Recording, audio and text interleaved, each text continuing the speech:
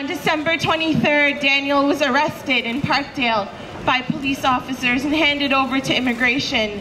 No crime except walking down the street. That's all Daniel did. He spent the holiday season in detention, and we have been mobilizing day after day, urging the Minister of Citizenship and Immigration to intervene, urging the Canada Border Services Agency to do the right thing and stop Daniel's deportation. We have a tremendous amount of support, over 1,000 signatures on a petition in just a week. Supporters continuing to rally day after day. We're going to hear from some of them today. Daniel's a hard-working student at Parkdale Collegiate Institute. I am one of his friends. I've known him for 3 years. And in that time, he's shown me how well of a refugee he is. He's very kind, he's humble, and he always says hi to me when I see him in the hallway. Right now, one of his teachers, Mr. Heinstein, is going to talk to you about why Daniel should stay. Thank you, Prasadman. I just want to, first to introduce myself. My name is Hillel Heinstein. I'm one of Daniel's teachers. I'm his ESL teacher at Parkdale Collegiate. This is an amazing show of support, over the last week. Daniel was detained last Thursday night, and this is over the holidays. So to see so many people rally around him, friends, teachers, community members, people from our school board, politicians, community members, everybody has rallied around Daniel in just a week, and so it's been amazing to be part of that. I've known Daniel since September as a dedicated student, somebody who takes his education very seriously, and a generous and kind individual. He's the sort of individual who's easily approachable. In spite of being a fairly soft-spoken young man, he makes friends easily. People respect him in the school. He's an integral part of our community. I've spoken a lot this week. People ask me about what kind of human being he is, what kind of student he is, and I think a lot has been said about that. I want to just take this moment to remind everyone who's here, remind everyone who's listening that Daniel is a refugee, and we initially started to support him because of how we know him as a human being.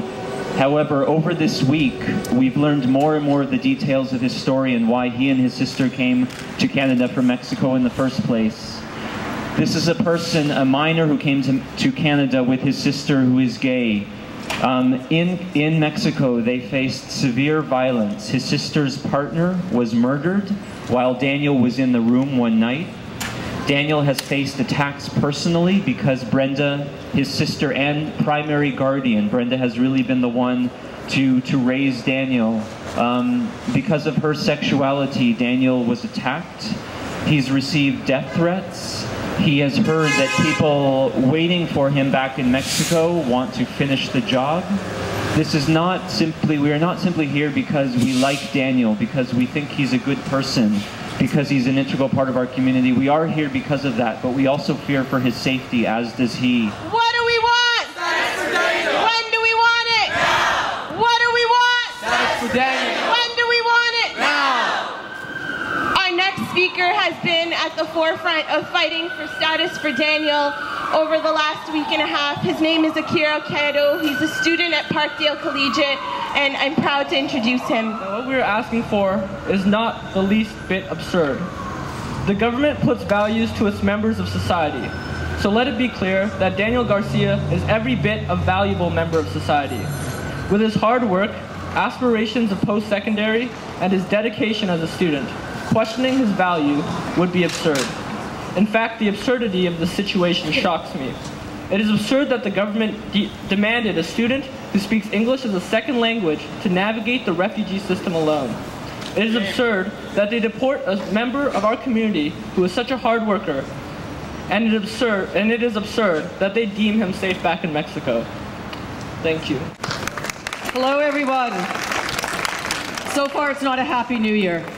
I'm here to support Daniel, and I'm here for one ironic reason as well, and that is that within a mile of where Brenda and Daniel lived, The first legalized same-sex marriage was performed between two young Hispanic women 10 years ago. I know because I performed it. And so here I am 10 years later trying to stop the deportation of a young person because of homophobic violence back in his own country. We just heard what that looks like. It looks like murder.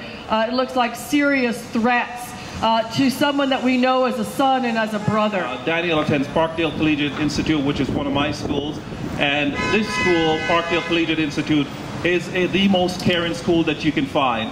The African proverb said that it takes a village to raise a child, and there is no better caring village than Parkdale Collegiate Institute. And I want to hear it for the teachers and the staff and the students of that school who have put together a rally to support Daniel and his cause.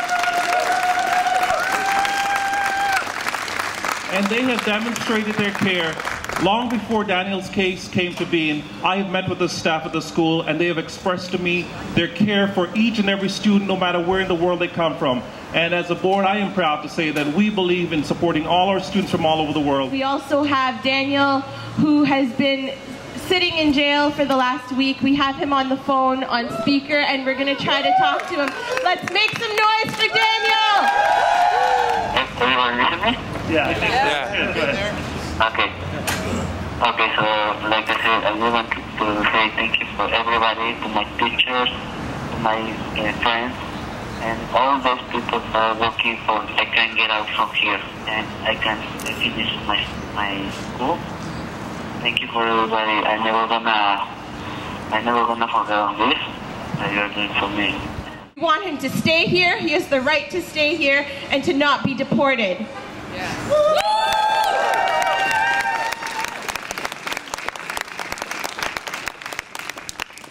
So one last round of chants for Daniel. Status for Daniel! Status for all! Status for Daniel! Status